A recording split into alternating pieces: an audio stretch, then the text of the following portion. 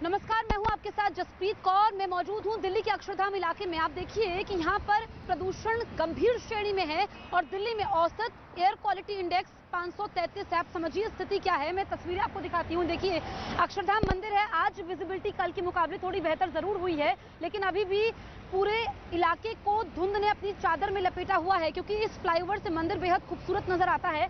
आप ये देखिए गाड़ियों की आवाजाही, और यहाँ पर जो गाड़ी चालक है उनको भी तकलीफ हो रही है। उस कोने में अगर हम जाएंगे तो वहां पर देखिए कि समझना मुश्किल है कि वहां पर इलाका क्या है, क्योंकि धुंध छाई हुई है जिसे स्मॉग कहते हैं। और देखिए, इस पर राजनीति तो हो रही है, लेकिन इसके पीछे, प्रदूषण के पीछे बहुत सारे कारण होते हैं। इसको लेकर के अब जो बात सामने आई है, क्योंकि दिल्ली के कई सारे ऐसे इलाके हैं जो रेड जोन में हैं और जो औसत एयर क्वालिटी इंडेक्स है वो कई इलाकों में 400 के पार है। स्थिति गंभीर बनी हुई है और विशेषज्ञ ये कह रहे हैं कि कल रात तक जब हवाओं का रुख थोड़ा और तेज होगा तो धूल हटेगी, उसके बाद स्थिति में थोड़ा सुधार हो सकता है। लेकिन कई इलाके ऐसे हैं जहां पर एयर क्वालिटी इंडेक्स 400 के पार पहुंच चुका है। तस्वीरें हम आपको दिखा रहे हैं। दिल्ली के अलावा नोएडा, गाजियाबाद, गुरुग्राम, फरीदाबाद में प्रदूषण खतरनाक स्तर पर बना हुआ है। सर्दियों की शुरुआत में वैसे भी दिल्ली एनसीआर किसी गैस चैम्बर जैसी हो जाती है, क्योंकि किसान पराली जलाते हैं, लेकिन दिवाली पर हुई आतिशबाजी ने इसमें आग में घी डालने का काम किया है। हालांकि प्रदूषण के स्तर को कम करने के लिए दिल्ली सरकार एक्शन में दिख रही है और दिल्ली में 35 जगहों पर एंटी स्मॉग गन को काम पर लगाया गया है, लेकिन अगले कुछ दिनों तक प्रदूषण के कम होने की उम्मीद नहीं दिख रही है।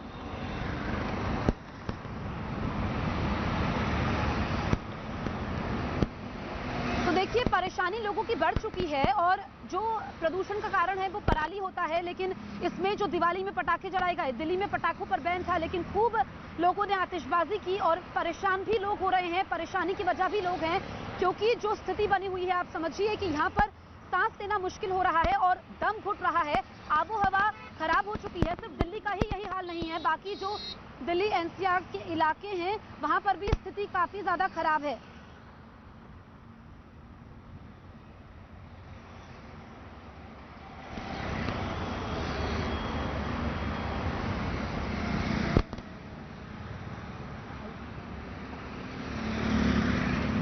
हमारे दो सहयोगी हमारे साथ लाइव मौजूद हैं। आनंद विहार से हमारे सहयोगी हमारे साथ आईएसबीटी से हैं आनंद तिवारी, इसके अलावा चंदन है हमारे साथ इंडिया गेट से। सबसे पहले आनंद, मैं आपके पास आती हूँ। हम अक्षरधाम में मौजूद हैं आनंद, और यहाँ पर अभी भी विजिबिलिटी कम है, हालांकि कल के मुकाबले बेहतर हुई है। आप बताइए वहाँ पर एयर क्वालिटी इंडेक्स क्या है, क्या स्थिति में थोड़ा सुधार हुआ है? जी देखिए, बिल्कुल इस वक्त हम कश्मीरी गेट आईएसबीटी पर खड़े हुए हैं और मेरे कैमरामैन दिनेश आपको तस्वीरें दिखाएंगे। देखिए, अभी भी ऐसा लग रहा है कि कोहरे की चादर से जो आसमान है वो पूरी तरह से पटा हुआ है, लेकिन ये दरअसल कोहरा नहीं है, ये स्मॉग है, ये धुंध है, ये वायु प्रदूषण है जो हमें आईएसबीटी पर नज़र आ रहा है। अमूमन नोएडा में इस तरह की तस्वीर हमको नहीं नज़र आ रही थी, लेकिन यहाँ पर आप देख सकते हैं, यहाँ पर अच्छा खासा जो प्रदूषण है उसका पूरा नज़ारा यहाँ पर आप देख सकते हैं, कैमरे से नज़र आ रहा है।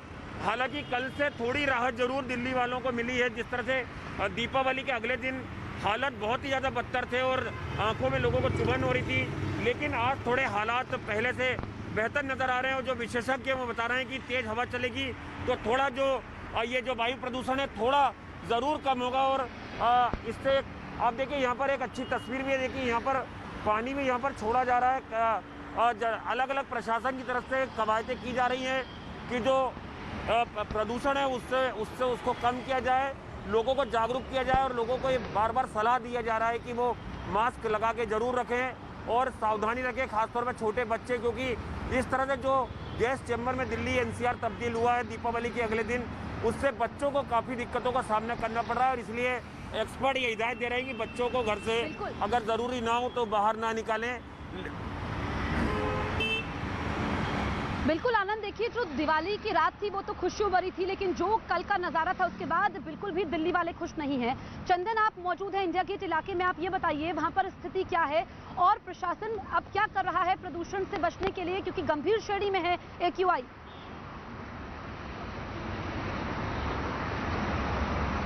जो है वो सीवियर कैटेगरी में पहुंच गया है। हम इंडिया गेट से थोड़े से बगल में राष्ट्रपति भवन के इलाके में आ गए हैं और यहाँ हम डेप्थ में अगर तस्वीर देखें तो सामने राष्ट्रपति भवन है जो कि दिखाई नहीं दे रहा है, धुंध पूरी तरह से छाया हुआ है। मौसम विभाग का ये अनुमान है कि हवाएं तेज चलेंगी, तो जैसे जैसे दिन आगे बढ़ेगा ये धुंध थोड़ा छटेगा।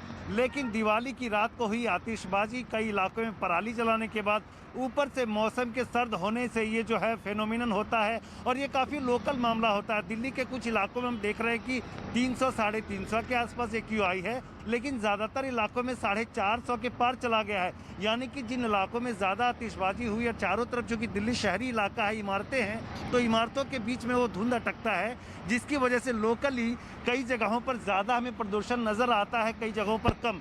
विजिबिलिटी की बात करें तो कल के मुकाबले आज विजिबिलिटी थोड़ी बेहतर ज़रूर हुई है, लेकिन एयर पॉल्यूशन की बात करें तो वो आज भी गंभीर स्थिति में बनी हुई है, जो लोगों की सेहत के लिए, सेहतमंद लोगों की सेहत के लिए भी खतरा है। और अगर हम बीमार पेशेंट की बात करें, बच्चों की बात करें या बुजुर्गों की बात करें, तो उनके लिए काफ़ी घातक हवा है। बिल्कुल, आप दोनों हमारे साथ रहिए। देखिए, जो दिल्ली में प्रदूषण बढ़ा हुआ है, इस पर लोगों की क्या राय है ये आपको सुनाते हैं। साथ ही एम्स के डायरेक्टर रणदीप गुलेरिया ने क्या कहा बढ़ते प्रदूषण पर, ये भी हम सुन लेते हैं। दिक्कत वही है कि आंखों में थोड़ी जलन हो रही है, सांस लेने से तो पता नहीं चल रहा, क्योंकि कंटिन्यू मास्क लगा रहे हैं, उसकी वजह से तो पता नहीं चला, पर थोड़ा आंखों में प्रॉब्लम हो रही है। पटाखे वगैरह बंद करने चाहिए, क्योंकि इससे लोगों को बहुत परेशानी हो रही है। पोल्यूशन हर समय बढ़े जा रहे हैं दिन पे दिन, लोग बहुत बीमारियों का सामना करना पड़ेगा, सांसों की दिक्कत आएगी, आंखों में दिक्कत आएगी। जो बीमार हैं उनके लिए तो बहुत खराब है, जो नहीं है वो और बीमार हो जाएंगे, मुझे ऐसा लग रहा है। इससे हमने भी देखा है और कई स्टडीज ने ये दिखाया है कि बच्चों पे और एडल्ट्स में काफी हद तक इससे बुरा प्रभाव पड़ता है। हमने एक स्टडी की है जो हमने फॉलो अप किया देखने के लिए कि पूरा साल भर हमारे यहाँ एडमिशंस जो है बच्चों में और एडल्ट्स में का रेस्पिरेटरी प्रॉब्लम के साथ कितनी होती है। और हमने ये देखा कि जब भी पोल्यूशन लेवल हाई होता है उसके कुछ दिन के बाद एकदम इमरजेंसी विजिट्स जो हैं रेस्पिरेटरी प्रॉब्लम्स की बढ़ जाती हैं, बच्चों में भी बढ़ जाती हैं, एडल्ट्स में भी बढ़ जाती हैं। हमारे सहयोगी हमारे साथ आनंद लाइव मौजूद है। आनंद, देखिए यहाँ पर हालात तो खराब है, लेकिन अब राजनीति भी इस पर हो रही है, क्योंकि आम आदमी पार्टी ने ठीकरा बीजेपी पर फोड़ा है, लेकिन जो सियासी वार पलटवार है उसके साथ साथ प्रदूषण का स्तर है वो तो कम नहीं हुआ है, लेकिन लोगों को परेशानी जरूर हो रही है। जी देखिए जसप्रीत, ये इस बार नहीं, हर बार दीपावली के मौके पर आरोप प्रत्यारोप के दौर लगते हैं और हम तस्वीरों के साथ अपनी बात पूरी करेंगे। देखिए तस्वीरें हम आपको फिर से लगातार दिखाते हैं कश्मीरी गेट ISBT की, किस तरह से यहाँ पर जो अभी वायु प्रदूषण है उसका नज़ारा आप देख सकते हैं कि आसमान पूरी तरह से साफ नज़र नहीं आ रहा। लेकिन हाँ, लगातार जिस तरह से कल आम आदमी पार्टी ने आरोप लगाया कि बीजेपी ने पटाखे फुड़वाए हैं दिल्ली के अंदर, जिससे कि प्रदूषण फैला है।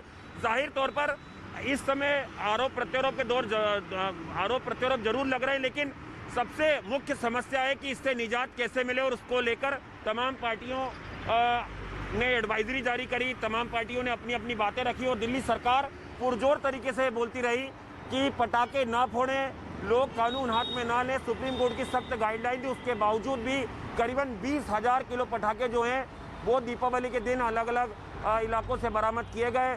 करीबन 100 से ज़्यादा लोगों को गिरफ्तार किया गया। 100 ऐसे लोग थे जिन्होंने पटाखे बेचे, उनके खिलाफ कार्रवाई की गई और करीबन 1,000 से ज़्यादा PCR कॉल दिल्ली पुलिस को मिली कि किस तरह से लोगों ने पटाखे फोड़े, पटाखे जलाए और पटाखों को बेचा। तो बिल्कुल राजधानी दिल्ली में जिस तरह से पराली तो एक मुद्दा है, हरियाणा पंजाब से पराली जलाते हैं, उसका धुआं दिल्ली तक पहुँचता है, लेकिन पटाखों से जो धुआं निकला है, जो प्रदूषण हुआ है, वो भी लोगों के लिए काफ़ी हानिकारक है। बिल्कुल, और जो लोग कोरोना से ठीक हुए हैं उनके लिए भी परेशानी ज्यादा बढ़ गई है। चंदन, देखिए दिल्ली सरकार ने तमाम इंतजाम किए, चाहे पराली जलाने से रोकना हो तो फिर घोल का छिड़काव किया गया, पटाखों के वितरण और भंडारण पर बैन लगाया गया, लेकिन दिवाली की रात सारे इंतजाम बौने साबित हुए। बिल्कुल, देखिए दिवाली की रात आतिशबाजी दिल्ली में हुई है। हम लोग अपने घरों से आवाज़ सुन रहे थे, कई जगहों से रोशनी आ रही थी पटाखे जलने की। कुल मिलाकर बात करें तो आतिशबाजी हुई है, लेकिन दिल्ली में केवल आतिशबाजी ही कारण नहीं है। यहाँ पर जितनी गाड़ियाँ चलती हैं, मोटराइज्ड व्हीकल की बात करें तो चेन्नई, कोलकाता और मुंबई को मिला दें तो उससे ज़्यादा गाड़ियाँ दिल्ली में चलती हैं, दिल्ली के नंबर से रजिस्टर्ड हैं। उसका असर ज़रूर होता है। मौसम वैज्ञानिकों का या पर्यावरणविदों का कहना है कि दिल्ली में लोकल कई कारण है जिसकी वजह से यहाँ पॉल्यूशन ज़्यादा होता है। डस्ट ज़्यादा यहाँ पे होती है। बिल्डिंगों इमारतों से घिरा हुआ शहर है। दिल्ली एक शहर है जो कि एक तरह से डेवलप्ड शहर है। ऊंची ऊंची इमारतें जिसके बीच में धुंध जो है वो अटका रहता है और इस वजह से लोगों को ज़्यादा परेशानी होती है। इससे कैसे निजात मिले? मोटराइज व्हीकल का जो प्रदूषण है, टायरों के घिसने से जो डस्ट निकलता है, उसको कैसे रोका जाए, ये तमाम समस्या हैं जिसकी वजह से यहाँ पर विजिबिलिटी कम होती है। जहाँ तक AQI की बात करें, उस पर फौरी असर जरूर दिवाली के पटाखों से, आतिशबाजी से पड़ती है, पराली जलाने से पड़ती है, लेकिन ये 2-3 दिनों का फेनोमेनन है।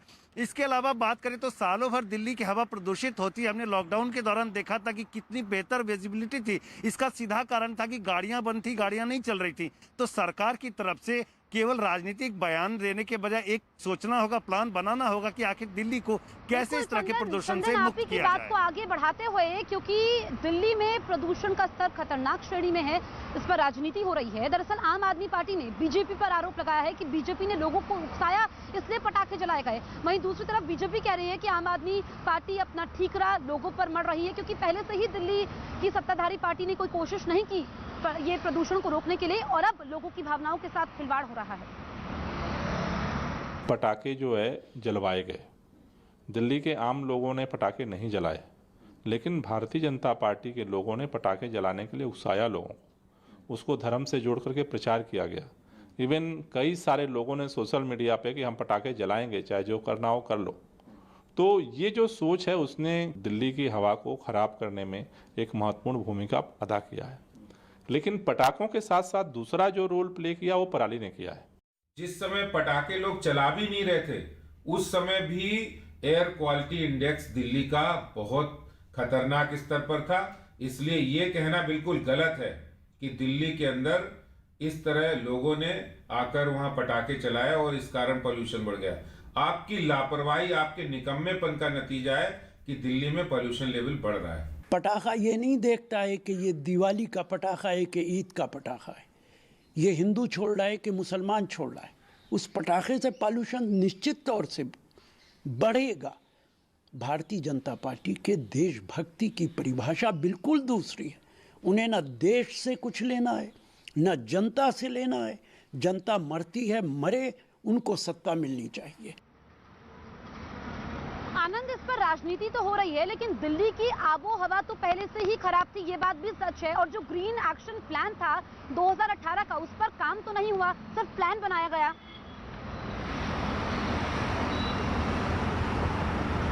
जी देखिए, बिल्कुल ये हर साल होता है कि दीपावली से पहले चाहे नेशनल ट्रिब्यून हो, वहाँ पर मामला जाता है, या अलग अलग एजेंसियाँ जो हैं वो अपनी रिपोर्ट संबंधित सरकार को देती हैं कि किस तरह से दिल्ली की जो वायु गुणवत्ता है वो ख़राब होती जा रही है, और वो दिल्ली वालों को कहीं ना कहीं स्वास्थ्य को लेकर हानिकारक है।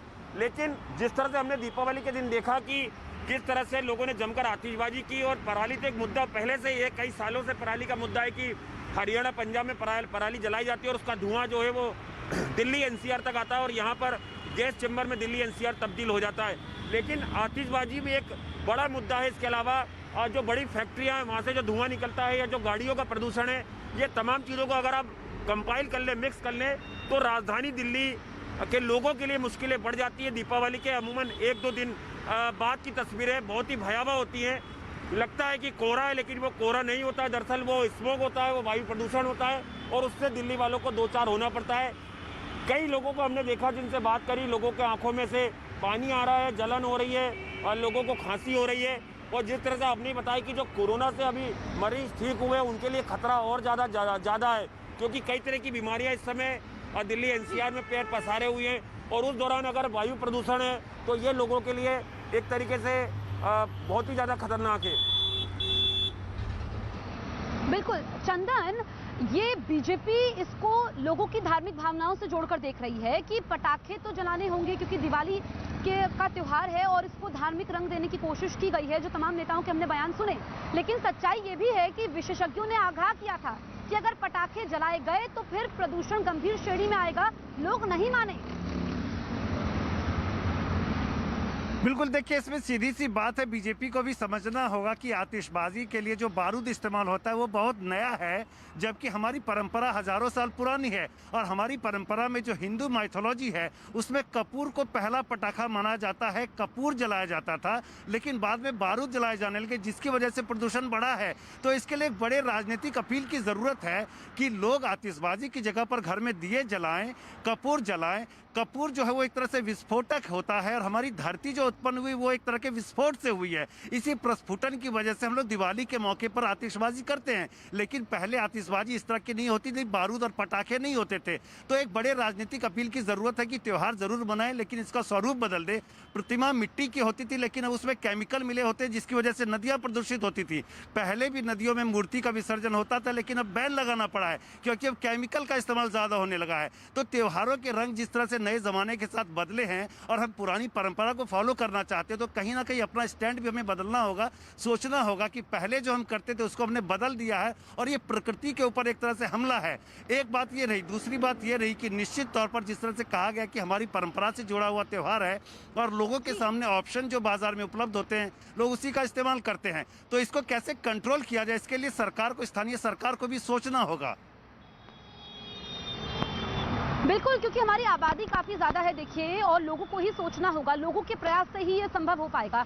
दिल्ली के नज़दीक रोहतक में भी AQI 400 के पार पहुंच गया है, और डॉक्टरों ने कहा है कि बिना किसी ज़रूरी काम के घर से बाहर ना निकले। तो स्थितियां जो है सिर्फ दिल्ली में ही खराब नहीं है, बल्कि जो दिल्ली के आसपास के इलाके हैं वहां पर भी स्थितियां खराब है। और आप समझिए, एयर क्वालिटी इंडेक्स का 400 के पार होना यानी कि ये गंभीर श्रेणी में है। चिंता की बात है। हालांकि विशेषज्ञ अब ये भी कह रहे हैं, जो मौसम विभाग का पूर्वानुमान है, कि आज शाम तक या रविवार शाम तक स्थितियां बेहतर होंगी, क्योंकि हवा का रुख तेज होगा और फिर जो धूल है वो सेटल हो जाएगी।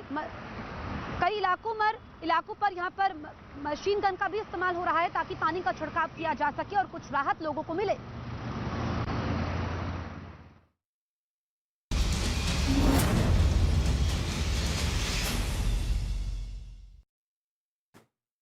नमस्कार, न्यूज 18 इंडिया देख रहे हैं आप, और मैं हूं आपके साथ शिवानी पांडे। इस वक्त हम आ पहुंचे हैं कानपुर में, क्योंकि कानपुर में लगातार जीका वायरस का संक्रमण बढ़ते जा रहा है, और उसको लेकर यहां पर क्या तैयारियां हैं। हम उसी सोसाइटी में इस वक्त मौजूद हैं जहां पर पहला केस निकला था, लेकिन देखिए किस तरीके से जागरूक किया जा रहा है लोगों को, और सैनिटाइजेशन से लेकर फॉगिंग सब कुछ हो रहा है।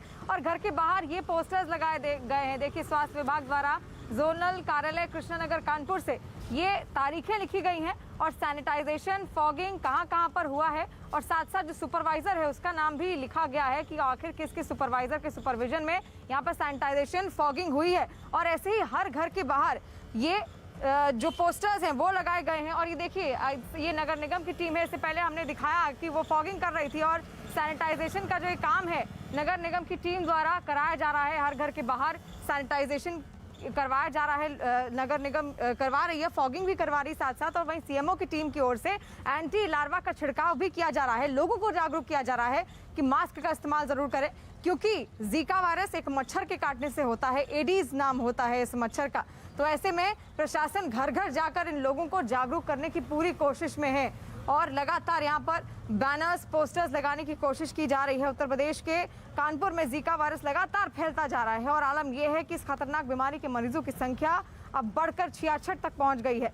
गुरुवार को कानपुर में जीका वायरस के 30 नए मरीज सामने आए, और ये वायरस कानपुर में ज्यादा ना फैले, इसे देखते हुए बीमारी की रोकथाम के लिए कदम जोर शोर से उठाए जा रहे हैं। लिहाजा स्क्रीनिंग का काम भी तेज कर दिया गया है, और तस्वीरें भी लगातार हम आप तक पहुंचाने की कोशिश कर रहे हैं। किस तरीके से सैनिटाइजेशन करवाया जा रहा है और यहाँ छिड़काव किया जा रहा है एंटी लार्वा का। नगर निगम की जो टीम है वो पूरी तरह से मुस्तैद दिख रही है, और तमाम अधिकारी भी यहाँ पर पहुंचे हुए हैं। जो जोनल सैनिटाइजेशन ऑफिसर्स हैं, सैनिटाइजेशन ऑफिसर्स तमाम यहाँ पर पहुंचे हुए हैं, और उन्हीं की निगरानी में ये छिड़काव और फॉगिंग सब कुछ करवाया जा रहा है। और चकेरी थाना क्षेत्र है जहाँ पर इस वक्त हम मौजूद हैं, और जीका वायरस का संक्रमण जिस तरीके से अब धीरे धीरे फैलता जा रहा है, उसने हाथ पांव फुला दिए हैं प्रशासन के। हालांकि प्रशासन की ओर से तमाम काम भी करवाए जा रहे हैं, पूरी मुस्तैदी बढ़ती जा रही है। लोगों से कहा गया है कि घर के बाहर बिल्कुल भी वो पानी इकट्ठा ना होने दें, क्योंकि एडीज मस्किटो जो होता है, एडीज मच्छर जो होता है, उसी के काटने से होता है जीका वायरस। तो ऐसे में बचाव के कुछ ही तरीके हैं कि आप घर के बाहर पानी इकट्ठा ना होने दें। लोगों से ये भी कहा गया है कि मास्क का इस्तेमाल भी जरूर करते रहें और साथ साथ जोनल सैनिटाइजेशन ऑफिसर से हमने बातचीत की। इस दौरान उन्होंने क्या कुछ कहा, एक बार आपको सुनाते हैं। मकसूद मेरे साथ मौजूद है, जोनल सैनिटरी ऑफिसर है, उनसे हम बातचीत करेंगे। मकसूद, यहाँ पर अभी तक क्या क्या इंतजाम किए गए हैं, किस तरीके से आप काम कर रहे हैं, आपकी टीम काम कर रही है? ओमपुरवा वार्ड है ये, इस वार्ड में 48 सफाई कर्मचारी लगाए गए हैं और हम लोग का जो काम है वो सैनिटाइज, घर घर हम लोग सैनिटाइज कर रहे हैं और 2 टाइम में फॉगिंग करा रहे हैं। सुबह मॉर्निंग में फॉगिंग होती है छोटी मशीन से और शाम को हम लोग कराते हैं 5 से 2 घंटे 7 बजे तक के बड़ी मशीन से फॉगिंग कराई जा रही है। जी बिल्कुल। और क्या घर घर जाकर लोगों को आप जागरूक भी कर रहे हैं कि मच्छरदानी का इस्तेमाल करें, कहीं घर पर पानी इकट्ठा ना होने दें? हमारे कर्मचारी जो जा रहे हैं वो घर घर लोगों को बता रहे हैं कि फ्रिज के पीछे जो टंक वो होता है उसमें पानी अगर है, एसी वाला पानी है, वो सब पानी को फेंक दे। घर में कहीं टायर में पानी है, घड़े में पानी है, गमलों में पानी है, उसको जो है फेंक दे। पानी कहीं इकट्ठा ना होने दे और मच्छरदानी का इस्तेमाल करें और फुल आस्तीन की शर्ट और फुल पैंट पहने पूरी। जी बिल्कुल, यानी कि पूरे प्रिकॉशंस लेने के लिए कहा जा रहा है ताकि लोग जो हैं वो घर घर जाकर जागरूक हों। और देखिए यहाँ पर अगर मैं तस्वीरें आपको दिखाऊं तो संचारी रोग नियंत्रण अभियान पूरा पोस्टर यहाँ पर बाकायदा लगाया गया है। जिला स्वास्थ्य समिति कानपुर नगर निगम की ओर से ये पूरा पोस्टर लगाया गया है। इसमें किस तरीके से अगर आपको लक्षण होते हैं तो क्या करना चाहिए, जीका वायरस कोविड के प्रति किस तरीके से बचाव हो, मच्छरों से कैसे बचाव आप कर सकते हैं। देखिए ध्यान से अगर इसको आप देखें तो पूरा जो प्रिकॉशंस लेने का जो तरीका है, जो प्रक्रियाएं हैं वो यहाँ पर बताई गई हैं।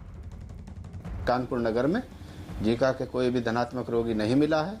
अब तक कुल 66 रोगी धनात्मक मिले हैं। निरोधात्मक कार्रवाई सभी प्रभावित 12 मोहल्लों में की जा रही है। आज 70 टीमों ने सर्विलांस का कार्य किया जिसमें 3311 घरों में सर्विलांस की एक्टिविटी की गई। उसके अब तक कुल मिलाकर 76,953 घरों में सर्विलांस की कार्रवाई पूरी कर ली गई है। उसी के साथ 71 टीमों ने सोर्स रिडक्शन और घरों में स्प्रे का कार्य किया। और इस वक्त एक बड़ी खबर आपको बता दें, भारत विरोधी गतिविधियों को अंजाम देने वाली विदेशी आतंकी संस्था सिख फॉर जस्टिस सहित कुछ अन्य संस्थाओं के खिलाफ एनआईए की महत्वपूर्ण कार्रवाई की गई है। एनआईए की एक उच्च स्तरीय टीम पहुंची है कनाडा। इसके साथ ही आपको बता दें कि भारत में संदिग्ध गतिविधियों को अंजाम देने वाले संस्थाओं से जुड़े कुछ संदिग्ध लोगों की जानकारी लेने एनआईए की टीम पहुंची है। एनआईए के 4 अधिकारी पहुंचे हैं कनाडा और लगातार एनआईए की टीम ये कार्रवाई करती हुई नजर आ रही है। अब 4 सदस्यों की टीम कनाडा पहुंची है। सिख फॉर जस्टिस मामले में ये बड़ी कार्रवाई एनआईए की तरफ से की गई है। कुछ लोगों को लेकर जानकारी मिली थी और ऐसे में उन लोगों तक पहुंचने के लिए एनआईए की टीम पहुंची है। इस वक्त ये बड़ी खबर आपको बता रहे हैं। आनंद तिवारी इस वक्त हमारे साथ मौजूद है। शंकर आनंद इस वक्त हमारे साथ मौजूद है। शंकर, देखिए एनआईए की इस कार्रवाई को किस तरीके से देखा जाए, क्योंकि देश से बाहर निकलकर अब एनआईए बड़ी कार्रवाई करती हुई नजर आ रही है कनाडा में। निश्चित तौर पर देखिए केंद्रीय जांच एजेंसी एनआईए की टीम पहुंची है कनाडा, जिसमें कि 4 सदस्यीय टीम है, जिसमें कि आईजी स्तर के अधिकारी इस पूरे टीम को नेतृत्व कर रहे हैं और किस तरह से आतंकी गतिविधियों के मसले पर भारत और कनाडा एक साथ में ऑपरेशन को अंजाम दे, किस तरह से सूचनाओं का आदान प्रदान करें। तो इन तमाम मसलों पर बातचीत करने के लिए और इसके साथ ही कई ऐसी संस्थाएं जो कनाडा की हैं जो वहां से भारत के अंदर में संदिग्ध गतिविधियों को अंजाम देते हैं और खासतौर पर भारत विरोधी गतिविधियों को अंजाम देने वाली जो संस्थाएं हैं उससे किस तरह से निपटना है, किस तरह से उससे तमाम सूचनाओं का आदान प्रदान करना है, इस मसलों को लेकर विचार विमर्श चल रहा है। और एनआईए की टीम और इसके साथ ही जो कनाडा की रॉयल कैनेडियन माउंटेन पुलिस है, यानी कि RCMP उसे कहा जाता है, तो उसके साथ में एक बेहतर कोऑर्डिनेशन के लिए टीम पहुंची है। और अगर बात करें पूरे जिस तरह से एनआईए की बात करें तो पिछले 1.5 महीना पहले ही सबसे पहले न्यूज़ 18 ने ही बताया था कि एनआईए की टीम कनाडा जाने वाली है और वहां पर कई ऐसी संस्थाओं की बात करें, जिस तरह से अगर बात करें सिख फॉर जस्टिस की बात करें तो वो भी कई देशों में रह करके, खासतौर पर कनाडा लंदन में रह करके जिस तरह से भारत विरोधी गतिविधियों को अंजाम देते हैं, तो किस तरह से वो उन लोगों पर लगाम लगाना है, किस तरह से उसके फ्रंट पे को मॉनिटर करना है, तो इन तमाम मसलों पर भी चर्चाएं हो सकती हैं। और खासतौर पर देखा जाए पिछले 1.5 साल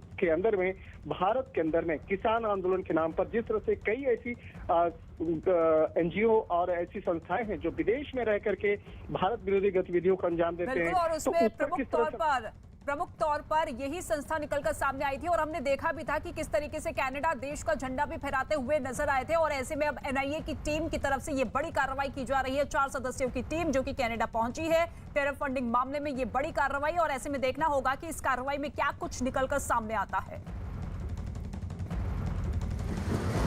तो कानपुर पहुंची हुई है इस वक्त न्यूज 18 इंडिया की टीम और लगातार हम हर गली गली की तस्वीरें आपको दिखाने की कोशिश कर रहे हैं। यहाँ पर क्या प्रिकॉशंस लिए जा रहे हैं, किस तरीके से नगर निगम यहाँ पर एक्टिव है, तमाम तस्वीरें हम आप तक पहुंचाने की कोशिश कर रहे हैं। और देखिए हर घर के बाहर यहाँ पर, क्योंकि जीका वायरस का प्रकोप बढ़ता जा रहा है, हर घर के बाहर ये लिस्ट लगाई जा रही है। सैनिटाइजेशन, फॉगिंग नगर निगम द्वारा किया जा रहा है और जहाँ जहाँ पर ये होता जा रहा है वहाँ टिक भी लगाए जा रहे हैं। और देखिए नगर निगम की टीम लगातार सैनिटाइजेशन का जो छिड़काव है दरवाजों पर करते हुए दरवाजों पर लगातार इनके द्वारा किया जा रहा है। इससे पहले फॉगिंग की भी हमने तस्वीर दिखाई। अगर मैं यहाँ कहूँ नकुल मेरे कैमरा पर्सन से, तो देखिए डेंगू कैसे करें पहचान, कैसे रहे सावधान, ये तमाम जो पोस्टर्स हैं जागरूक करने वाले लोगों को, चाहे डेंगू के प्रति हो, चाहे कोरोना का भी अभी प्रकोप कम नहीं हुआ है कोरोना के प्रति हो, या फिर अब जीका वायरस के प्रति, ये तमाम पोस्टर्स लोगों के घरों के बाहर लगाए गए हैं उनको समझाने के लिए, उनको जागरूक करने के लिए कि देखिए किस तरीके से आप खुद का बचाव खुद से कर सकते हैं। और कोशिश ये भी रह रही है लोगों की कि जो मच्छरदानी का वो प्रयोग करें और अपने घर के बाहर या फिर छत में किसी भी तरीके से पानी इकट्ठा ना होने दें। और गलियों को अगर आप देखें, सड़कें पूरी तरीके से साफ करवाई गई हैं नगर निगम द्वारा। ये देखिए 2 गलियां हैं और इस गलियों में अगर आप देखिए किस तरीके से पूरी मुस्तैदी के साथ काम हो रहा है। सुबह यहाँ पर फॉगिंग हुई और अब इस वक्त यहाँ पर सैनिटाइजेशन का काम जो है वो किया जा रहा है। लगातार लोग भी मुस्तैद हैं, मास्क लगाने के लिए कहा गया है लोगों से। और देखिए किस तरीके से यहाँ प्रकोप फैला, उसके बाद हड़कंप मचा और नगर निगम की टीम के हाथ पांव फूल गए। लेकिन अभी अगर इस वक्त की बात करें तो तमाम मुस्तैदी के साथ यहाँ पर वो काम कर रहा है। लेकिन देखिए प्रशासन का ये कहना है कि कोई भी केस सामने नहीं आया। लेकिन अमित गंजू जो कि हमारे सहयोगी है न्यूज 18 की, उनकी एक रिपोर्ट आपको दिखाते हैं वो क्या कह रही है, एक बार देखिए। जीका वायरस के एक साथ मरीजों की बढ़ती संख्या ने कहीं ना कहीं प्रशासनिक अधिकारियों की नींद उड़ा दी है।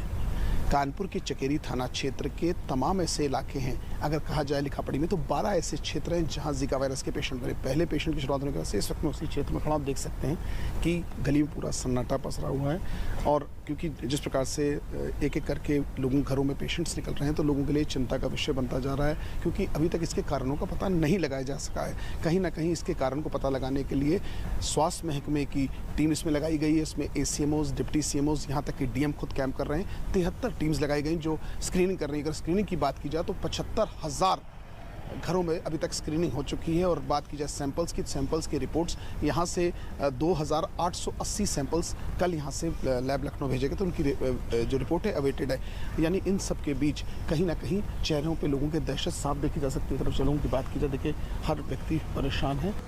तो देखिए किस तरीके से लगातार प्रशासन फिलहाल जो दावे कर रहा है वो कुछ अलग जरूर है, लेकिन यहाँ पर प्रकोप बढ़ता जा रहा है जीका वायरस का। जीका वायरस एक ऐसा वायरस है जो मच्छर के काटने से होता है। एडीज नाम होता है इस मच्छर का और उसी के काटने से जीका वायरस बढ़ता है। और जो नगर निगम है उसकी ओर से यहाँ पर लगातार अब टीमें बना दी गई हैं, अलग अलग टीमें गठित कर दी गई हैं जो अलग अलग सोसाइटीज में जाकर छिड़काव कर रही हैं, एंटी लार्वा का छिड़काव कर रही हैं, सैनिटाइजेशन करवाया जा रहा है उनकी ओर से, क्योंकि लगातार अब यहाँ पर जीका वायरस का डर जो है वो लोगों के मन में बैठ गया है। और ये वही सोसाइटी है, चकेरी थाना क्षेत्र है, पहली सोसाइटी जहां पर जो पहला जीका वायरस का केस था वो यहीं पर पाया गया था और इसी वजह से हम यहां पर मौजूद हैं। लेकिन अगर सड़कें आपको दिखाई जाएं, देखिए दूर दूर तक सैनिटाइजेशन हर घर के बाहर, दरवाजों पर, दीवारों पर पूरी तरीके से मुस्तैदी के साथ ये करवाया जा रहा है नगर निगम की टीम द्वारा। इससे पहले फॉगिंग यहाँ पर करवाई गई। सड़कें अगर आप देखें तो सड़कों को भी पूरी तरीके से साफ सफाई करवाई गई है सड़कों की, और घरों के बाहर पोस्टर्स लगाए गए हैं,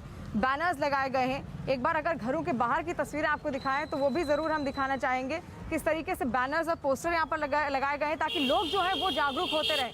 ये देखिए, ये तो वो पोस्टर है जो जोनल कार्यालय कृष्णा नगर कानपुर की ओर से लगाया गया है और टिक्स लगाए गए हैं, यानी कि इतने जो क्षेत्र हैं, इतनी तारीखों में यहाँ पर सैनिटाइजेशन और फॉगिंग करवाई जा चुकी है। साथ साथ सुपरवाइजर का जो नाम है वो भी यहाँ पर लिखा गया है। तो देखिए किस तरीके से यहाँ पर काम हो रहा है कानपुर में, क्योंकि 66 केस अब तक आ चुके हैं और बीते 24 घंटे की अगर बात की जाए तो 30 से भी ज़्यादा केसेस यहाँ पर आ चुके हैं, जिसकी वजह से हड़कंप मचा हुआ है। लोगों में एक दहशत है, लेकिन फिलहाल लोगों को पूरी तरीके से जागरूक करने की कोशिश एक नगर निगम द्वारा ज़रूर की जा रही है, ताकि घरों में वो मच्छरदानी लगाकर सोएं और छतों में या फिर घर के आसपास किसी भी तरीके से वो पानी इकट्ठा ना होने दें, क्योंकि अगर पानी इकट्ठा होता है तो वहीं से जो मच्छर हैं वो पनपते हैं।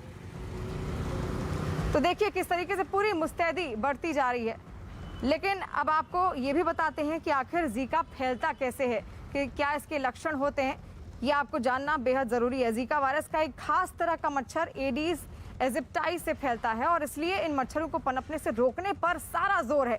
जीका वायरस के मरीज का खून चढ़ाने से भी ये वायरस फैल सकता है और दिन में अगर काटने वाले मच्छरों से फैलने वाली ये बीमारी बहुत जानलेवा तो नहीं है, क्योंकि डॉक्टरों का ये दावा है कि आधे से ज़्यादा लोगों को बीमारी होने का पता भी नहीं चलता। लेकिन खतरा ये है कि गर्भवती महिलाओं को जीका बुखार हो जाए तो पेट में पल रहे बच्चे के लिए भी ये घातक साबित होता है। और कानपुर में जीका वायरस की चपेट में आए लोगों में 1/3 महिलाएं हैं। लिहाजा यूपी सरकार ने घर घर जाकर जांच करने की अब रफ्तार भी बढ़ा दी है और कुछ ही साल पहले तक भारत में जीका वायरस के इक्के दुक्के मरीज ही मिले थे और जीका वायरस की चपेट में आने वाली मरीजों को डेंगू जैसे बुखार आता है और स्किन पर रैशेस पड़ने लगते हैं। इसके अलावा मरीज को मसल्स यानी कि मांसपेशियों में दर्द भी महसूस होने लगता है और मरीज को जोड़ों में भी दर्द होता है और कई बार आंखों में कंजंक्टिवाइटिस इन्फेक्शन भी हो जाता है, जिसे आम भाषा में आंख आ जाना कहते हैं। और चूंकि जीका वायरस के लक्षण 5 में 1 मरीज में ही नजर आते हैं, इसलिए पीड़ित की पहचान में देरी होती है और ये ज्यादा खतरनाक हो जाता है। इस बीमारी का अब तक कोई इलाज नहीं है, इसलिए मच्छरों से बचाव ही इससे बचने का रास्ता है और यही वजह है कि नगर निगम की टीम यहाँ पर आ रही है। सीएमओ की टीम की ओर से भी एंटी लार्वा का छिड़काव लगातार कानपुर क्षेत्र में किया जा रहा है।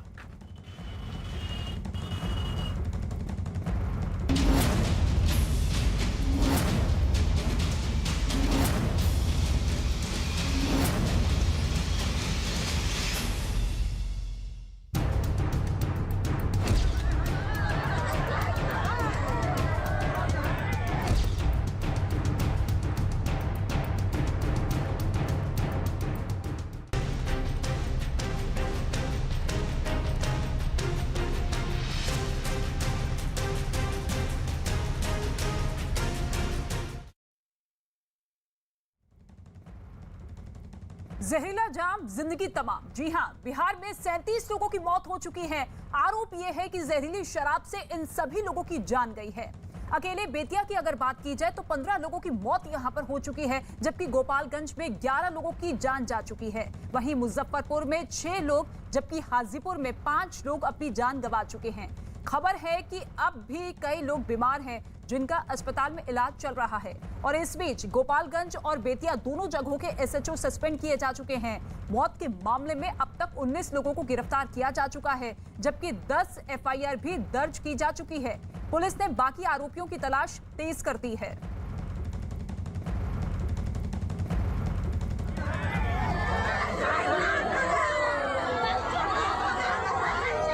बिहार में देखिए 2016 को शराबबंदी नियम लागू किया गया था, लेकिन इसके बावजूद लगातार जहरीली शराब की वजह से लोगों की मौत हो रही है और अब ये मौत का आंकड़ा लगातार बढ़ता हुआ नजर आ रहा है। बेतिया की बात की जाए, गोपालगंज की बात की जाए या इसके अलावा बिहार के किसी भी जिले की बात की जाए तो वहां पर अवैध तरीके से शराब बेची जा रही है, ली जा रही है और ऐसे में अब इस जहरीली शराब की वजह से मौत का आंकड़ा बढ़ता हुआ। दूसरी ही तरफ मुख्यमंत्री नीतीश कुमार ने भी इस पूरे मामले पर नाराजगी जताते हुए हाई लेवल बैठक भी बुलाई है और समीक्षा की गई है कि इस पूरे मामले पर सख्त से सख्त कार्रवाई की जाए।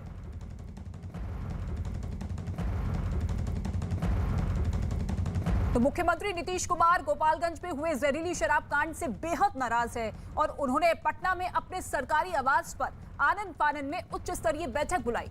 इस बैठक में आला अधिकारियों और विभागीय मंत्रियों को साफ साफ कड़ा टास्क देते हुए कहा गया है कि अब लापरवाही किसी भी कीमत पर बर्दाश्त नहीं की जाएगी।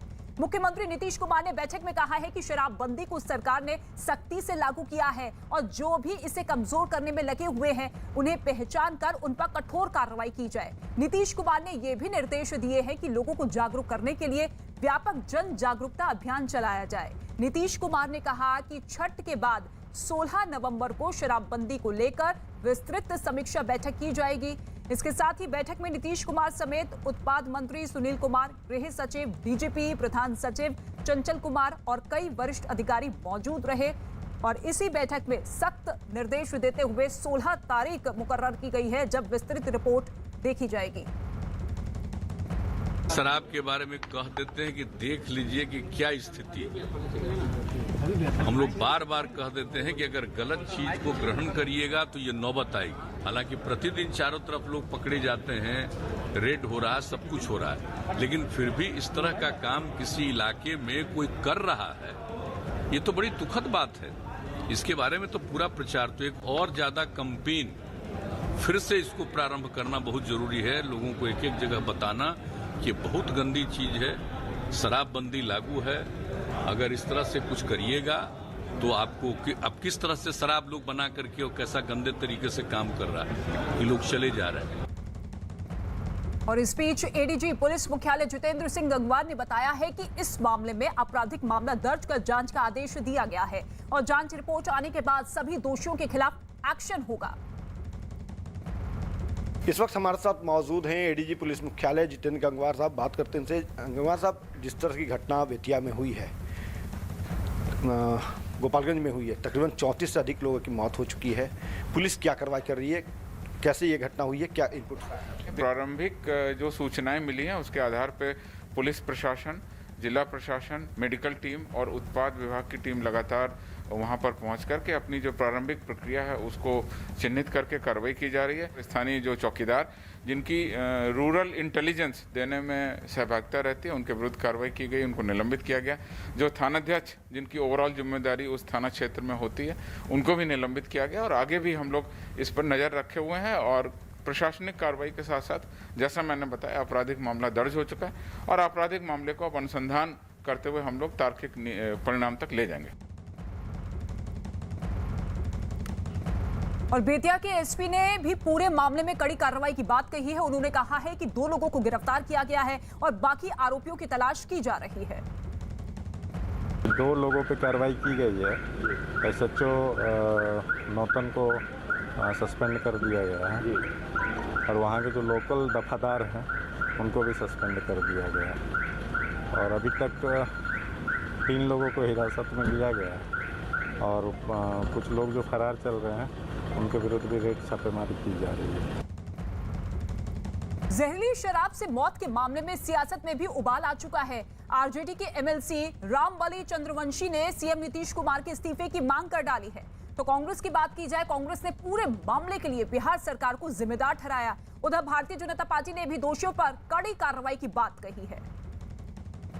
कागज पर शराबबंदी करने से और स्थितियां बिगड़ रही है, प्रतिकूल हो रही है और अगर ये स्थिति और ज़्यादा खराब हो जाती है तो इसकी जिम्मेवारी नीतीश कुमार को लेनी पड़ेगी और नीतीश कुमार को जिम्मेवारी लेकर के इन सारे हत्याओं का उन पर 402 का मुकदमा या 302 का मुकदमा दर्ज करना चाहिए। इसके लिए एक आदमी कोई जिम्मेवार है, उसका नाम है नीतीश कुमार जी और इसकी नैतिक जिम्मेवारी लेते हुए आपको इस्तीफा देने की ज़रूरत है। देखिए, इसके लिए बिहार की सरकार जिम्मेदार है। ये उनकी जिम्मेदारी है कि बिहार के अंदर नाजायज़ शराब ना बने, इस तरीके की लिक्कर ना बने और अगर ये लोग मारे गए तो मेरे उनके परिवारों के साथ सहानुभूति है, लेकिन इसके लिए मैं बिहार की सरकार को जिम्मेदार मानता हूँ। शराब से ही, जहरीली शराब से यदि मौत हुई है तो दुखद मौत है, लेकिन एक बात निश्चिंत रहिए, ये एनडीए की सरकार है, ये माननीय नीतीश कुमार जी और भारतीय जनता पार्टी की सरकार है। यह सरकार अपने संकल्प से कदापि पीछे नहीं हटने वाली। यह सरकार अपने संकल्प पर अडिग है और कार्रवाई की जाएगी। जो लोग भी इस तरह का साजिशन काम करते हैं उन सब का पर्दाफाश होगा और वो कानून के दायरे में होंगे। और बीजेपी नेता हुकुमदेव नारायण सिंह ने बिहार में मौत के मामलों पर चिंता जाहिर की है। उन्होंने दोषियों को जल्द पकड़ने की बात कह डाली। विषय तो चिंताजनक है और शराब पीने वाले अधिकतर गरीब होते हैं। बड़े जो शराब के लोग हैं जो पहुंचाने वाले, ये नहीं पकड़े जाते। एक आध दो बिहार में 2-4 पकड़ाए हैं, ऐसा नहीं, लेकिन सामान्यतः तो इस पर मंत्री जी जो ने कहा तो ये चिंता का विषय है और इस पर सरकार को और गंभीरता दृढ़ता से काम करना चाहिए। कांग्रेस नेता रंजीत रंजन ने शराबबंदी की दर से समीक्षा किए जाने पर सवाल उठाए। आपने देखा होगा कि बिहार में पिछले एक हफ्ते में लगभग 30 से ज़्यादा लोगों की मौत हुई है जहरीली शराब पीने से। अब मुख्यमंत्री कह रहे हैं कि शराबबंदी के प्रभाव की समीक्षा करेंगे और अभियान चलाएंगे।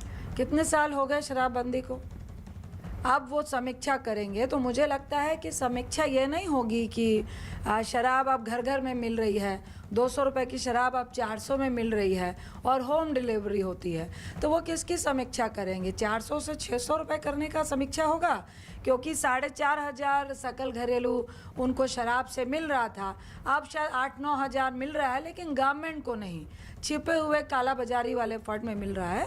तो ये समीक्षा का मुझे लगता है कि खाना पूर्ति नहीं, लेकिन आपकी मंशा क्या है वो ज़्यादा चिंतन का विषय होगा।